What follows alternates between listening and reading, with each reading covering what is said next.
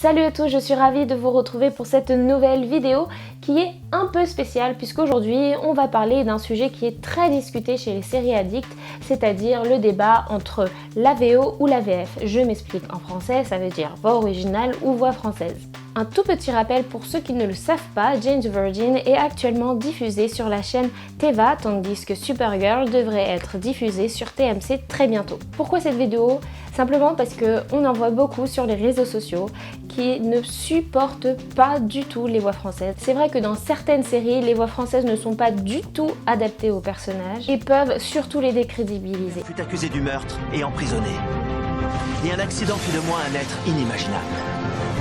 Aux yeux du monde, je ne suis... Alors oui, c'est mieux de regarder une série en VO pour améliorer son anglais, to be more fluent, mais j'avais quand même envie de trouver les bonnes raisons d'apprécier une série américaine ou étrangère adaptée en français. Alors déjà, la première raison pour laquelle c'est quand même agréable de suivre une série étrangère adaptée en français, eh bien déjà, tu ne perds pas le fil de l'histoire, tu es totalement dans l'action et tu n'as pas besoin de revenir en arrière pour comprendre un mot ou pourquoi un personnage est rentré dans la pièce.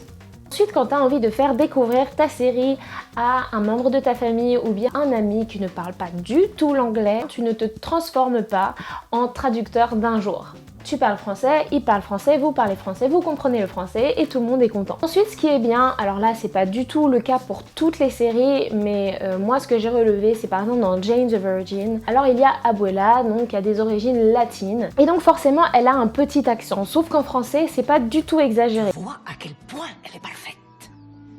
Et comme elle est pure. Maintenant, Mira, tu vas froisser cette fleur. Et donc du coup ça colle à l'ADN de la série qui se veut un peu rigolote, qui se veut comique. T'es sérieuse, maman? Mais c'est trop nul. Alors je dois être la seule à le faire, mais je m'amuse à détecter...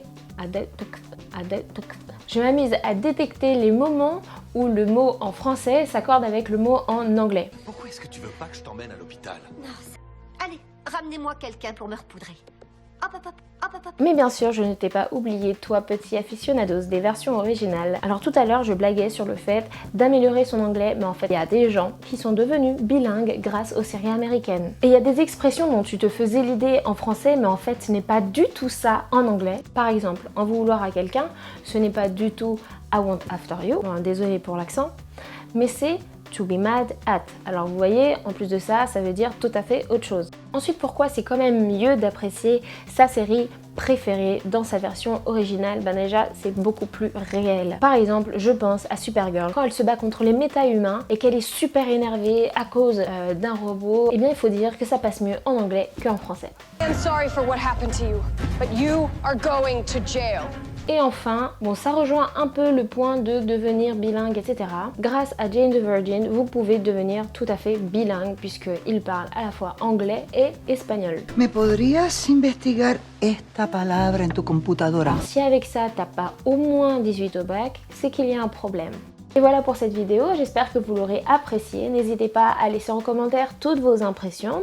N'hésitez pas aussi à laisser un petit like ou à vous abonner. Je vous dis à bientôt pour une prochaine vidéo. Et en attendant que Supergirl revienne sur les chaînes américaines, je vous ferai une petite vidéo critique à la Cyril Lignac.